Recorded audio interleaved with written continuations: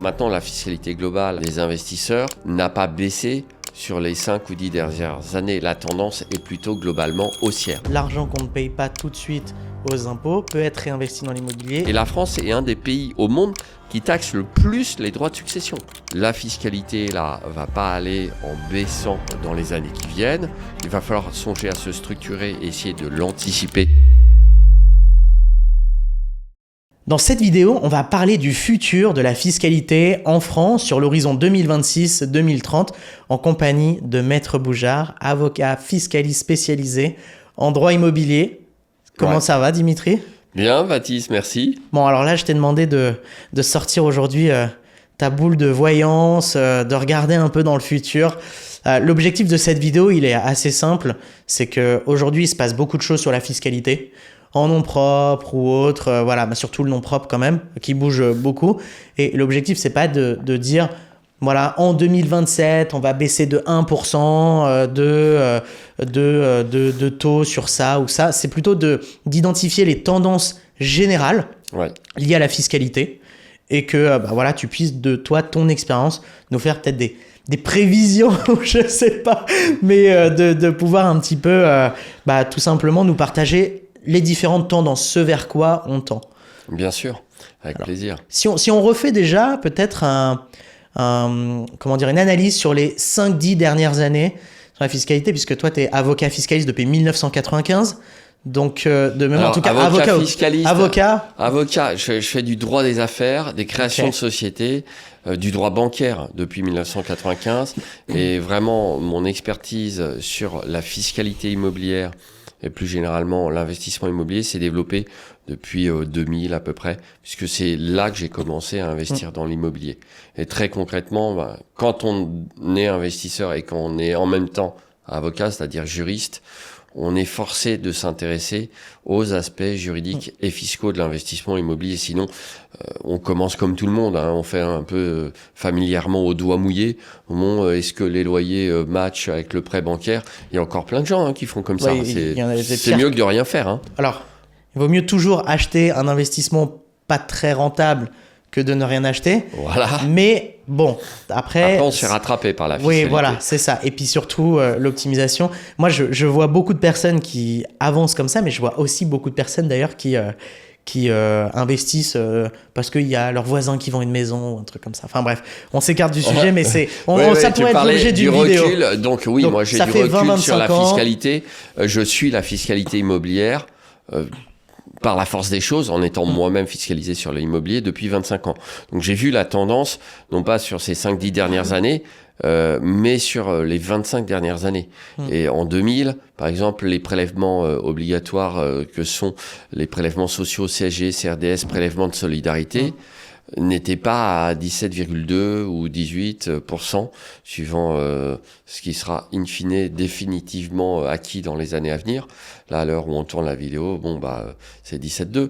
Mais c'était quoi ? C'était plus bas, plus haut ? Alors moi, j'étais en train de naître, donc je suis désolé, Dimitri, mais je t'en veux pas. Donc c'était le début de tous ces prélèvements. Donc on était à 5, 6 points, 7 points, je sais plus exactement. Donc ça, c'est pour les prélèvements. Maintenant, la fiscalité globale des investisseurs n'a pas baissé sur les 5 ou 10 dernières années. La tendance est plutôt globalement haussière. Qu'est-ce qui va se passer de 2026 à 2030 ? C'est là que c'est un vrai challenge, parce qu'il y a des courants contradictoires qui s'opposent. Il y a des courants qui disent que pour relancer l'investissement immobilier, il faudrait baisser la fiscalité sur, par exemple, la location nue. Il y a d'autres courants qui disent que pour relancer l'immobilier, il faut augmenter la fiscalité sur la location meublée pour faire revenir les investisseurs vers la location nue.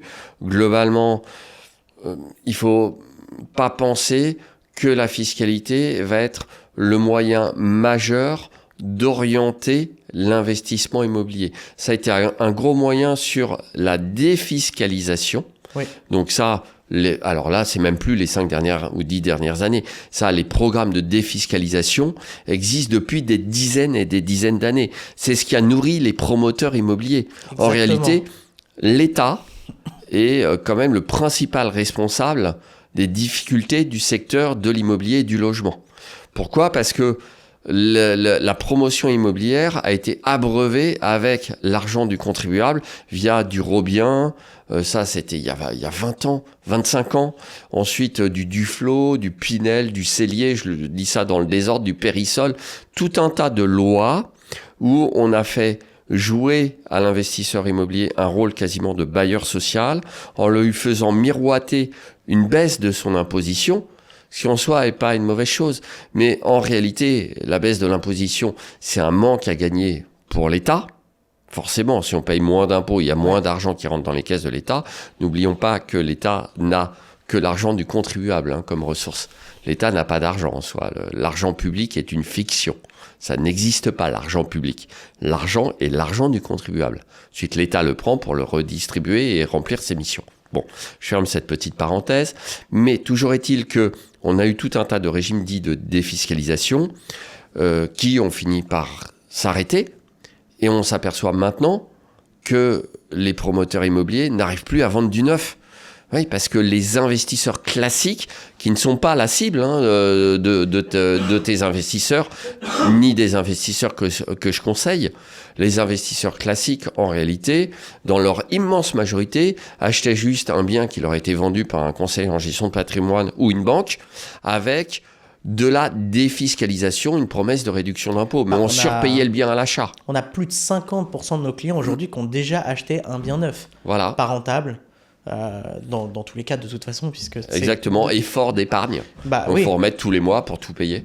Et aussi, surtout, alors pas dans tous les Pinel, par exemple, parce qu'il y a le dispositif. Il y en a quelques-uns dans les grandes métropoles, et tu as raison, ouais. Le régime était plus récent et plus intéressant. C'est ça, tu en as quelques-uns, ouais, enfin, c'est très très rare, mais par contre, tu en as la majorité où tu fais une moins-value à la sortie, parce que tu achètes sur le prix au mètre carré du neuf, tu revends sur le prix au mètre carré de l'ancien, dans des zones en développement, souvent, et du coup, avec un loyer plafonné sur 6, 9 ou 12 ans. Donc, obligatoirement, on a très souvent des investissements où, finalement, émotionnellement, on a l'impression de défiscaliser. Mais quand on pose tous les chiffres, c'est pas très sexy. Idem pour les résidences, services, les résidences gérées, résidences de tourisme, résidences étudiantes. Là, j'avais récemment des clients, ils ont acheté une chambre médicalisée il y a 12 ans, d'accord ? Ils l'ont payé 124 000 euros. Alors, elle leur rapporte de l'argent tous les mois. Ça, c'est le bon point, tu vois. C'est-à-dire qu'il n'y a jamais de vacances locatives et ils ne gèrent rien. Mais c'est confié via un bail commercial à une société de gestion, logique, à un exploitant. Jusque-là, tout va bien. Par contre, quand ils ont voulu la revendre, on leur a dit ça vaut 90 à 100 000, 12 ans après. Alors que normalement, dans l'immobilier, si tu fais bien les choses, et moi-même, j'ai fait des erreurs, il m'est arrivé d'acheter des biens et de les revendre à perte. Clairement, 12 ans après, parce que je ne m'y connaissais pas encore assez suffisamment. Ça, c'était quand même maintenant, il y a plus de 15 ans. D'accord ? Ouais. Donc, j'ai fait cette erreur. Mais là, quand vous faites cette erreur, vous achetez un truc 124 000, 12 ans après, on vous dit ça vaut 90 à 100 000. En général, 12 ans après, bon, même si tu l'as acheté 10% trop cher, tu t'en sors quand même avec une plus-value. Ça veut dire qu'à l'époque, ils l'ont acheté beaucoup trop cher. Alors, comme je l'ai dit, ils n'ont plus de crédit en cours. Donc, clairement, j'ai envie de dire, ok, ça rapporte pas énorme, mais au moins c'est stable. Il y a 0 vacances locatives, 0 gestion locative également. Ok, ça on garde. Mais clairement, ça veut dire aussi que ça leur a été vendu dans un régime super intéressant. Vous allez pouvoir récupérer de la TVA, ça va être du LMNP ou des revenus BIC. Enfin bref, le LMNP c'est un statut, c'est pas un régime fiscal. Mais on leur a vendu ça comme ça, et finalement, en termes de patrimonial, c'était pas intéressant. Revenons à notre évolution de fiscalité, puisque horizon 2026-2030, clairement, on va pas vers une baisse de la fiscalité des investisseurs en nom propre. Ça, je crois qu'il faut se faire une raison. Je vois pas à court terme, et le court terme c'est 1 à 5 ans en économie, je vois pas à court terme de baisse de la fiscalité sur le nom propre. Puis ça fait déjà quelques années qu'on a quand même des indicateurs, des signaux. C'est pas nouveau en plus. Ça fait quelques années qu'on a des warnings là-dessus. Et la réintégration de l'amortissement des loueurs meublés sous un régime fiscal du réel et pas du micro-BIC a été aussi quand même un indicateur de l'alourdissement de la fiscalité. Alors, ça a été fait dans l'espoir de faire revenir les gens vers le nu. En réalité, comme je voulais le dire il y a un instant, la maîtrise de la fiscalité ne va pas pouvoir changer le comportement des investisseurs.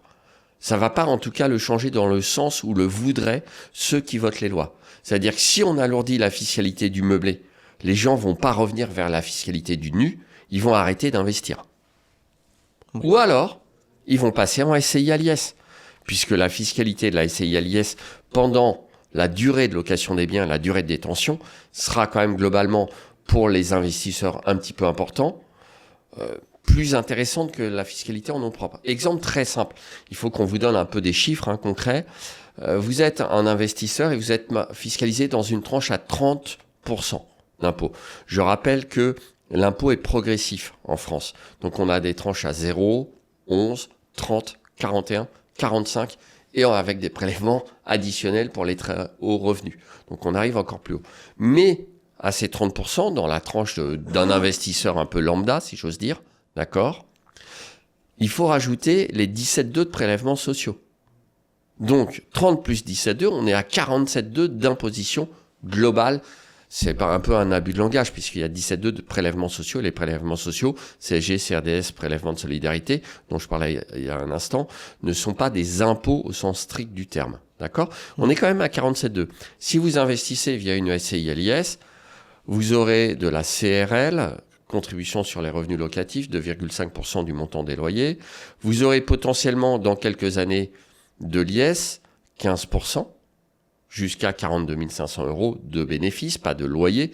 Autant vous dire qu'avant de passer en partie dans la tranche à 25% de l'IS, vous allez pouvoir acheter pas mal d'immobilier dans votre SCI. Ok ? Oui. Et puis ensuite seulement, si vous décidez de vous verser du revenu, vous aurez potentiellement, sur du dividende, 30% de flat tax. Finalement, on revient un petit peu à 47,2, 15 et 30, 45. Si je rajoute les 2,5, mon calcul est faux, parce qu'en réalité, les 30, ils vont être calculés après la déduction de l'impôt sur la société. Donc, ça va pas faire comprendre l'idée. C'est pour faire comprendre le mécanisme. Ouais. Tu as parfaitement raison. Donc, quand on compare la fiscalité en nom propre et la fiscalité en société, finalement, on va pas avoir une grande différence. Si on se distribue, par contre, si votre objectif est de capitaliser et que vous n'avez pas besoin de revenus immédiats, finalement, vous n'allez pas supporter tout de suite les 30% de flat tax. Exactement. Et donc, c'est l'exponentielle en X du fait que l'argent qu'on ne paye pas tout de suite aux impôts peut être réinvesti dans l'immobilier et donc régénérer de la rentabilité. Et donc, on a une courbe en exponentielle qui explose en fait au bout de plusieurs années de réinvestissement par rapport à celui qui prend son cash flow à la fin du mois et s'est fait taxer. Il sait même pas s'il le prend. C'est-à-dire, quoi qu'il en fasse, il a aucune maîtrise. Il peut dire au fisc, oui, mais moi, c'est pas pour partir en voyage ou acheter une voiture. C'est pour réinvestir. Oui, monsieur, mais c'est 47,2. Voilà. Et là, j'étais dans la tranche, on va dire, médiane. Alors, je dis tranche médiane, parmi vous qui écoutez cette vidéo, il y en a un certain nombre qui vont être dans la tranche à 11, clairement aussi, tout simplement parce que les Français gagnent pas assez d'argent. Et ça, je trouve ça terrible. C'est-à-dire que il y a beaucoup trop de Français qui gagnent pas assez d'argent. Et ça, c'est dommage. Et l'immobilier est une façon quand même de s'enrichir pour les classes moyennes. C'est la seule façon de s'enrichir à crédit, l'immobilier. On lève de la dette bancaire, c'est ce qu'on appelle l'effet de levier. Ça, je pense que tu en parleras tu en parles avec ton courtier et ta courtière. S'enrichir grâce à l'immobilier, c'est juste incroyable pour les classes moyennes. C'est vraiment un levier d'élévation de classe sociale, je trouve, l'immobilier. Et en plus, et là, je veux vraiment le faire comprendre aux investisseurs, mais aussi aux personnes qui sont locataires, l'investisseur immobilier rend un service essentiel. Il loge des gens. Besoin primaire. Donc, besoin primaire, exactement, Baptiste. Au lieu de dire « les propriétaires immobiliers s'enrichissent sur notre dos, etc. » Mais attendez, ils vous logent, les propriétaires immobiliers. Est-ce que vous pensez que c'est le rôle de l'État de loger tout le monde ? Moi, je crois pas. Le rôle de l'État, c'est de faire du logement social.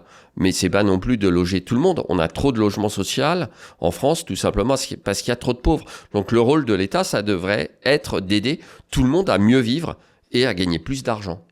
Exactement. Voilà. Et donc, pour revenir à ta question sur l'évolution de la fiscalité, on peut penser que dans les 4-5 années qui viennent, la fiscalité de l'investisseur en nom propre va continuer à augmenter. Alors, il y aura peut-être une augmentation des prélèvements sociaux, je ne sais pas. Il y aura peut-être une modification des tranches du barème de l'impôt, je ne sais pas non plus. l'augmentation des impôts pour le nom propre peut aussi être réalisée simplement par ce qu'on appelle une année blanche. C'est-à-dire qu'on ne modifie pas les tranches du barème de l'impôt. Je vais dire n'importe quoi. Si pour passer de la tranche à 11 à la tranche à 30, le seuil des revenus c'est 30 000 euros, bah, au lieu de l'indexer sur l'inflation et de dire l'année suivante c'est 30 250, bah, on laisse à 30 000 et mathématiquement, pour beaucoup de gens qui sont salariés et qui ont des augmentations de revenus annuels, etc., bah, automatiquement, augmentation de revenus, seuil de l'iR, tranche de l'iR qui reste fixée au même barème, égale augmentation d'impôts. Donc on se dirige un peu vers ça là quand même. Donc, en ce moment. Du coup, si je comprends bien, on se dirige vers une augmentation de la fiscalité en nom propre. Ouais. Une stabilisation, voire même, enfin, peut-être pas une baisse en société, mais c'est vrai que par exemple, dernièrement, c'est quand même un des seuls régimes ou un des seuls statuts, alors je ne sais pas exactement le mot à utiliser, tu me reprendras, mais par exemple, on avait le taux réduit où on a monté, puisqu'avant c'était, on est à 42 000. Ça, c'est en fait, oui, je vois tout à fait ce que tu veux dire. Avant, la tranche d'imposition à 15%, était dans les 30 000, ouais, 33 000, quelque chose comme ça. Donc, ils n'ont pas changé le taux. Par contre, ils ont augmenté le seuil au-delà duquel tu passes dans la tranche d'IS à 25%. Tu as parfaitement raison. Cela dit, sur la baisse de l'IS, on ne peut pas prévoir non plus de baisse de l'IS à court terme, bien sûr, puisqu'elle a été réalisée ces dernières années sous la pression de l'Union européenne.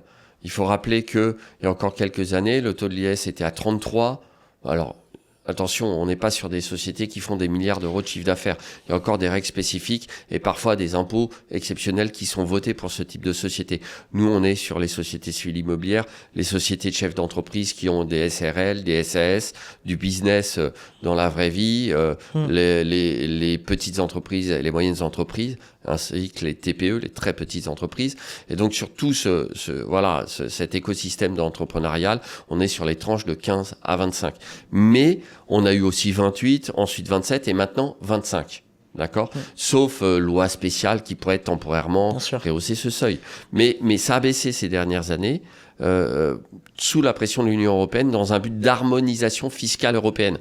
Il y avait trop de disparités entre certains États avec une fiscalité trop basse et certains États avec une fiscalité trop haute. Et comme la France était dans la fiscalité trop haute, étonnamment, ça a contraint une baisse de l'IS. Ah, bien sûr.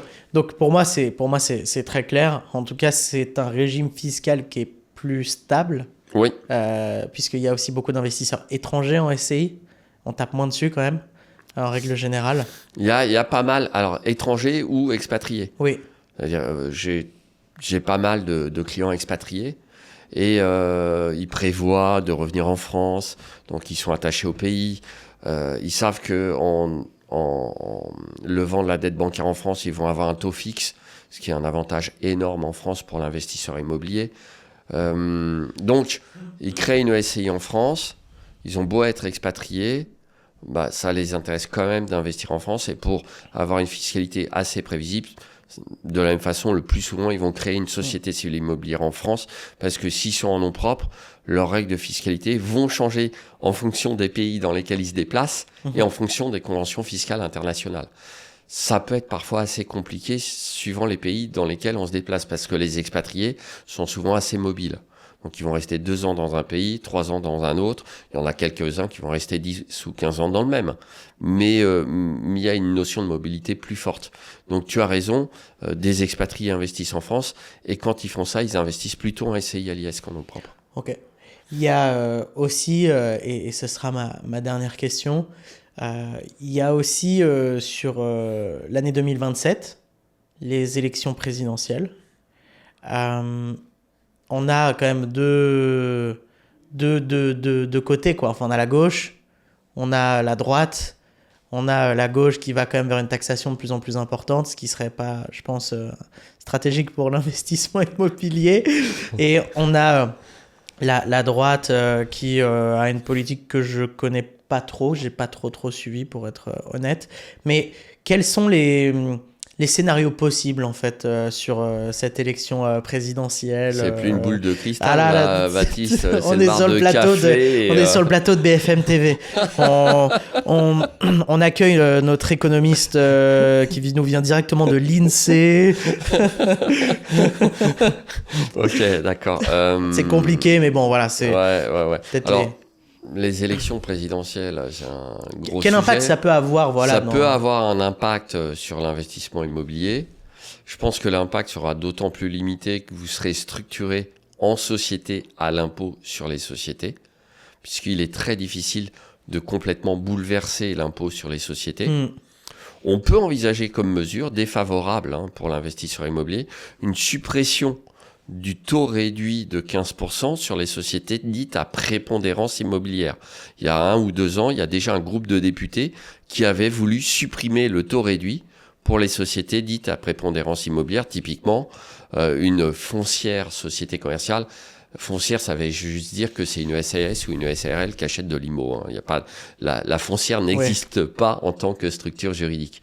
Mais une société commerciale qui achète de l'immobilier ou une société civile immobilière qui serait des sociétés à prépondérance immobilière pourrait se voir taxer directement à 25% si une telle mesure était adoptée. C'était Mélenchon, ça, non? Non, c'était pas son groupe, c'était le MoDem, on peut les balancer. Ah ouais, okay. C'était le MoDem qui voulait taxer comme ça. Donc le MoDem, moi je croyais qu'ils étaient plutôt pour l'entrepreneuriat et l'investissement. Ça dépend qui. Tu fais de l'immobilier, non, t'es pas dans un secteur productif, c'est pour les riches, c'est pas bien. Voilà. Ouais. Alors que le secteur de l'immobilier, c'est pas uniquement l'investissement immobilier, c'est comme on le rappelait, la construction, c'est tout ce qui gravite autour des agents immobiliers, les agences IMO, de location, des entrepreneurs de travaux, des architectes, des conseils comme des avocats, des notaires, etc. C'est énorme. C'est aussi pour les collectivités, les droits de mutation, donc ce qu'on appelle les frais de notaire. Tu vois, c'est les recettes locatives qui sont déjà bien taxées. C'est l'IFI, c'est les taxes foncières. Enfin, l'immobilier est un secteur énorme dans l'économie. C'est pas, il faut pas le réduire à l'investisseur immobilier qui gagne de l'argent sans rien faire. Et je sais qu'on a beaucoup parlé il y a quelques années de la rente immobilière. D'accord ? Ça a été popularisé notamment par des formateurs IMO ou des podcasteurs ou des youtubeurs. Et la rente immobilière en France a vraiment mauvaise presse. Parce que dans la notion de rente, pour la plupart des gens, le rentier, c'est le mec qui est dans son fauteuil, qui fait rien, qui touche de l'argent automatiquement. L'immobilier, c'est tout sauf ça.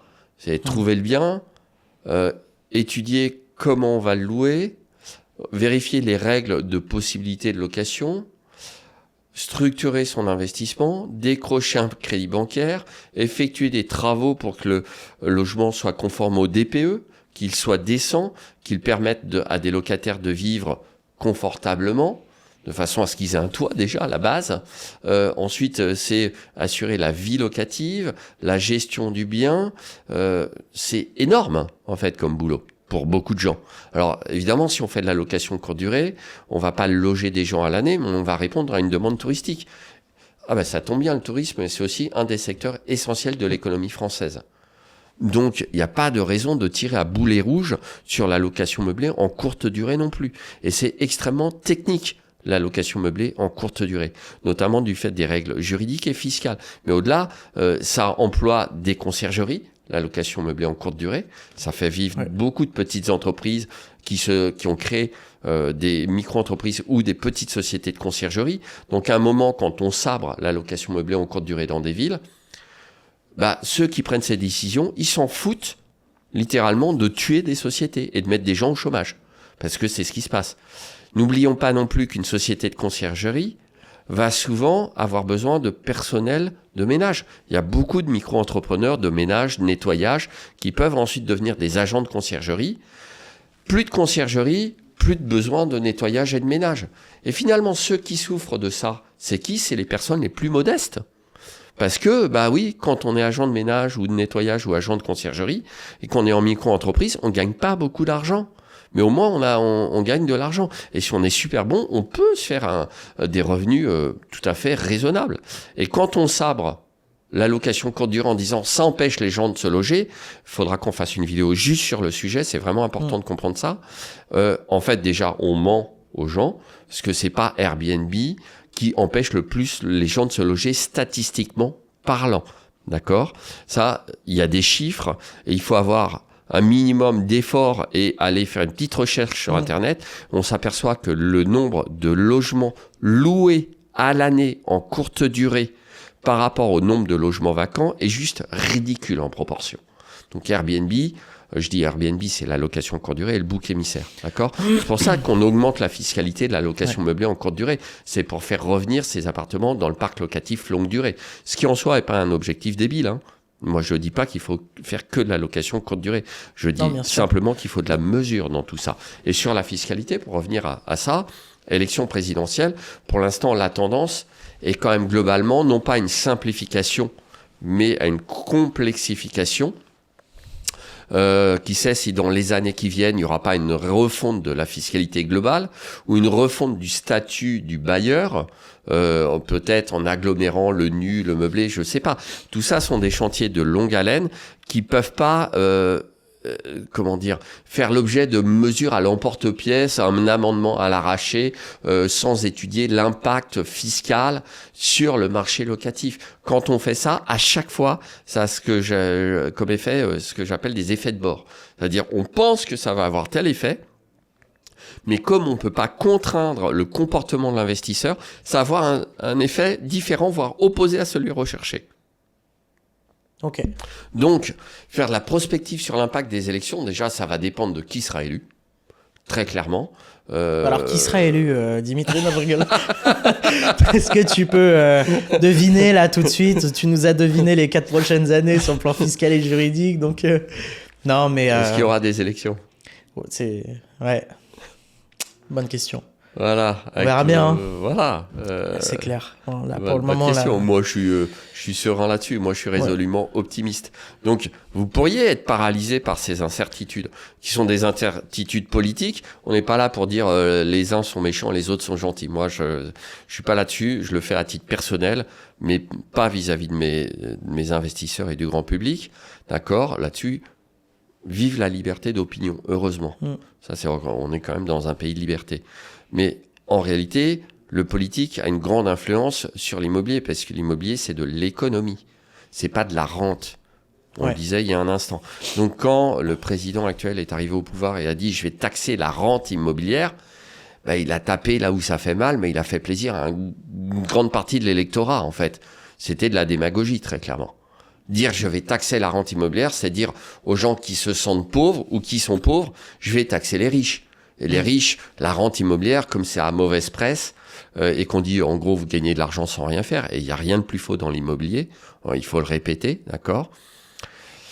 Alors, il n'y a rien de plus faux parce qu'il faut faire beaucoup d'efforts pour mettre tout ça en place et ensuite le gérer. Après, il y a des gens, oui, si vous êtes héritier d'un empire immobilier à 100 millions d'euros, que tout est délégué et que vous ne faites rien comme gestion et que vous n'avez fait qu'hériter. Moi, j'ai rien contre l'héritage. Je trouve qu'on devrait supprimer les droits de succession. 100% je suis d'accord. contre les droits de succession.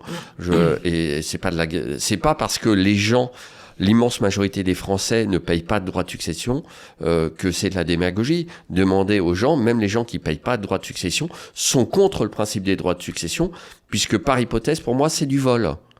On a déjà payé sur le patrimoine tout au long de sa vie, de l'impôt sur la détention, de l'impôt pour l'acquérir, de l'impôt sur les revenus du travail, on a été retaxé parfois sur la TVA, etc., des prélèvements sociaux. Donc ce qui reste à la fin de sa vie, c'est du net pour moi. Ça devrait pas être retaxé. Ouais. On a été taxé à de très nombreuses reprises sur ce qui reste en fin de vie. Donc je trouve que de ce point de vue, c'est un pur scandale. Et la France est un des pays au monde qui taxe le plus les droits de succession. Quand même, on oublie de le rappeler. Alors que même c'est aussi un des pays les plus redistributeurs au monde. Donc, en tout état de cause, il y a des mécanismes qui permettent, pour les personnes qui souhaitent à tout le monde d'avoir un maximum de patrimoine et d'argent, clairement, mais il y a des mécanismes qui existent qui sont un peu plus compliqués, qui permettent d'atténuer les droits de succession.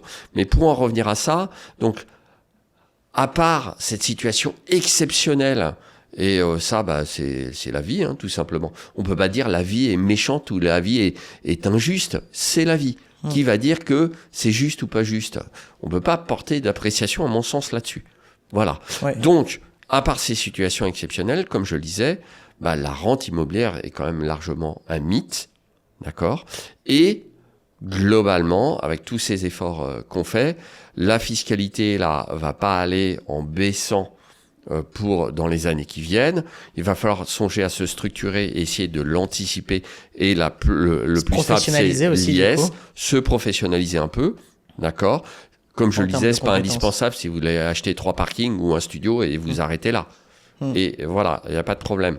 Mais l'élection va avoir une influence là-dessus, mais elle va pas fondamentalement bouleverser, que ça soit la gauche ou la droite qui passe, parce que les besoins seront toujours là. Il y aura toujours besoin de loger les gens. Après, il y aura des ajustements. Et on sait très bien que plus ça sera encadré juridiquement et plus ça sera taxé, et moins il y aura d'investisseurs et moins il y aura de logements. Donc, à un moment, il y a aussi la réalité du marché qui s'impose aux politiques. Parce que c'est vrai que tu soulèves quelque chose d'intéressant. C'est vrai que nous, on est au contact de centaines d'investisseurs avec RGI, que ce soit en appel pour des personnes qui veulent avancer avec nous ou qui se posent des questions ou autres. Je reçois aussi beaucoup d'emails. À la fin de l'année, c'est la paralysie totale parce que c'est la loi de finances. Chaque année, ouais. Chaque année. Les élections présidentielles 6 mois avant, c'est la paralysie. Et puis, il y a encore plein d'autres choses qui se rajoutent en chemin où c'est la paralysie. Covid, machin. Et donc, en fait, on s'arrête jamais. Et donc, si on va aussi... on s'arrête jamais de pouvoir s'arrêter. De pouvoir, voilà, exactement. On pourrait être paralysé tout le temps. Tout le temps. On pourrait être paralysé tout le temps. Les gens qui investissent dans l'immobilier, en réalité, ils ont dépassé tout ça. Exactement. Ils ont dépassé toutes ces idées, toutes ces croyances, tous ces blocages. Et ils investissent quelle que soit la période. De toute façon, il y a cette phrase. Alors, je pense que vous l'avez entendu 40 fois, mais c'est... Le meilleur moyen pour investir, c'était meilleur moment, pas meilleur moyen, meilleur moment, c'était il y a 10 ans. Le deuxième, c'est aujourd'hui, quoi. Et c'est une phrase qui a toujours été vraie. Exactement. Voilà. Bon, merci beaucoup, Dimitri. Avec plaisir. C'était super. Si vous souhaitez investir dans l'immobilier rentable et vous faire accompagner par une équipe de professionnels, dont Dimitri, sur le volet fiscalité et juridique, eh bien, vous avez la possibilité de réserver un appel avec l'un de nos chargés de projet pour qu'on puisse analyser votre situation et voir dans quelle mesure on peut vous accompagner dans votre projet. Vous trouverez aussi tous les liens de Dimitri dans la description, que ce soit son podcast, sa chaîne YouTube ou autre. Et je vous dis à très vite pour une prochaine vidéo. Merci beaucoup, Dimitri. Avec plaisir.